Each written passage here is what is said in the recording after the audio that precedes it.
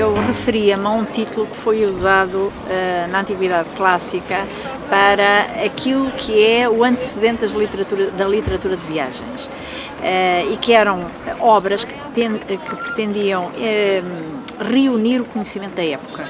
E, portanto, no plano da geografia, no plano da humanidade, no plano da literatura, etc., eles tentavam compendiar o conhecimento. Daí ser espelho do mundo. E essa visão do espelho do mundo para a literatura ficou, para os livros, ficou a ser usada mais tarde e, portanto, digamos que toda a visão religiosa que implicava, no fundo, olhar a realidade, olhar o mundo como uma espécie de livro onde Deus, na visão cristã, conseguia revelar as suas maravilhas e era, no fundo, compendiava as maravilhas que Deus conseguia construir, fazer, criar, ficou, enfim, tradicionalmente usado.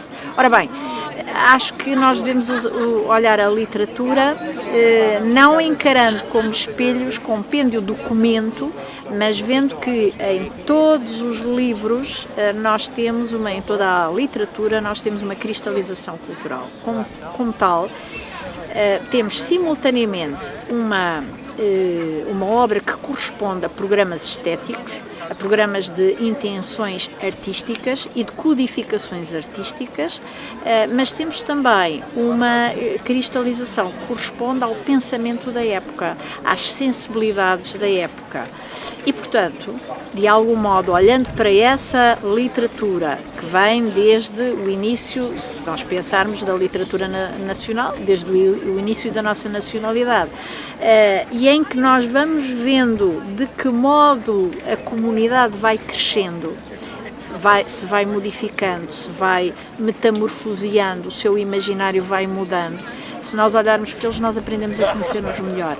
É evidente que são espelhos deformados, porque são espelhos que, naturalmente, conciliam um desejo, uma vocação de representação possível, mas também um desejo de fugir a ela. E, portanto, é um autêntico campo de tensão, de alta tensão.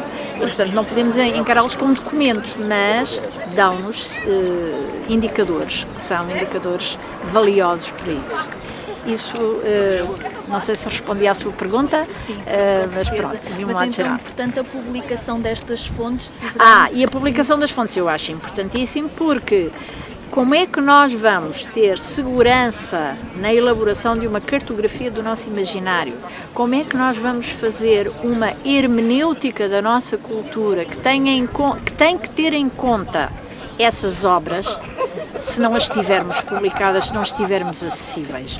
Mas esse projeto de publicar as obras pioneiras em cada área do saber e do fazer vai nos permitir ter uma espécie de mapa, não é? Que ainda permite uma outra coisa, que é perceber as relações de diálogo entre as diferentes áreas do saber e do fazer.